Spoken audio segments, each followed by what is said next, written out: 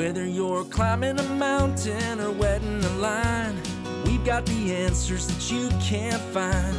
Coast to coast and around the globe, it's the Amazing Outdoors Radio. And if you're hiking the outback or hunting for game, if you're a little lost, we'll show you the way.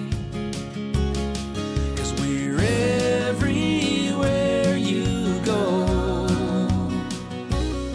It's the Amazing Outdoors Radio. Over the past couple of weeks, we've been lucky to have Maite Conway with a Skycall Communications satellite phone in her hand over in Kenya, where she first stopped at the Flying Kites Orphanage to help out some great kids there, a conversation we shared last week. This week, we follow up with her in the airport on the way home after a successful climb of Kilimanjaro. Stay with us. 'Cause we're everywhere you go. The Amazing Outdoors Radio. So you started to tell us what happened. We were a little worried about you. Yeah, well, I kind of lost the track of what day it was on the mountain because we'd been out there for so long, and I actually tried to call in when I realized now it was Sunday, not Saturday. I'm going to blame the altitude and the diamox on that. I did see your note on Facebook. You said you were a little disoriented at about 15,000 feet. Yes, actually, I think I fared pretty okay. One of my friends, my tent mate, actually got altitude sickness on day 3, and she had a pretty hard time for the next few days, but eventually pulled through and also made it to the top. So we're really happy about that. Well, we have learned in the past by following climb teams and sending phones that altitude sickness affects sometimes the most healthy, prepared, able climbers in the group, and we just don't know why.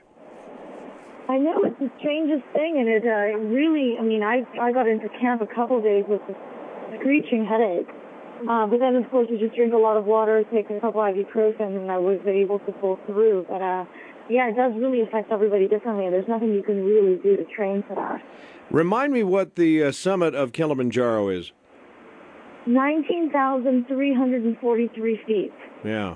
And so you tell me again, you made it to the summit or you did not personally? I did. I made it to the summit, and everybody that was climbing for Flying Kites for the orphanage, 15 of the 16 people did make it. Fantastic.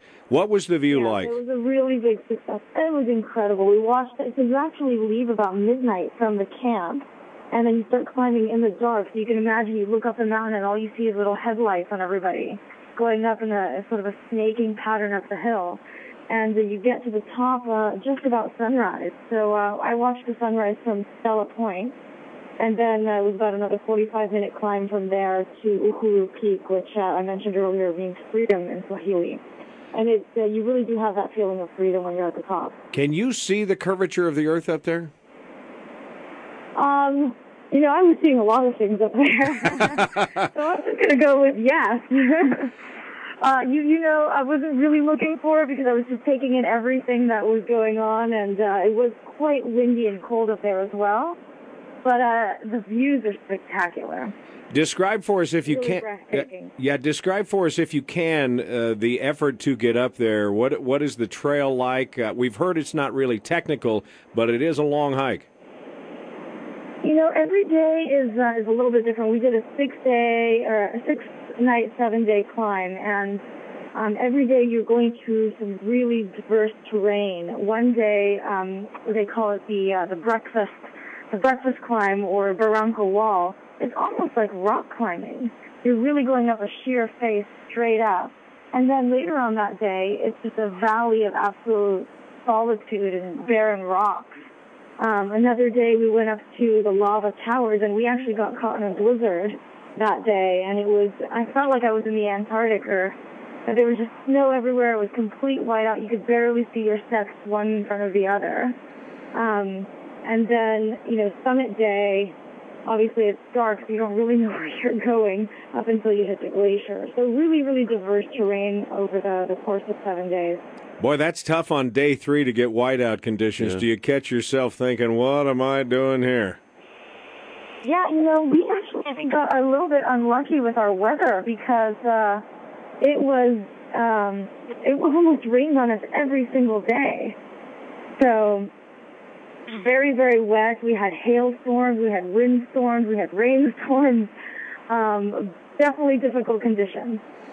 So looking back on the experience now, rate it for me. Was it as good as you expected? Was it better than you expected? Now that it's over, it was fantastic. During the climb, I have to say I questioned myself, why did I decide to do this?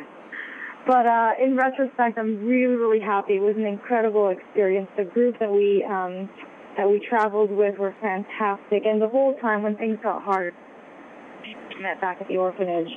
And this is really why we were doing it. It's called a challenge because it's not actually meant to be easy. So. And you have to remember the reasons you were doing it were all great, and they'll continue to be great. Yeah.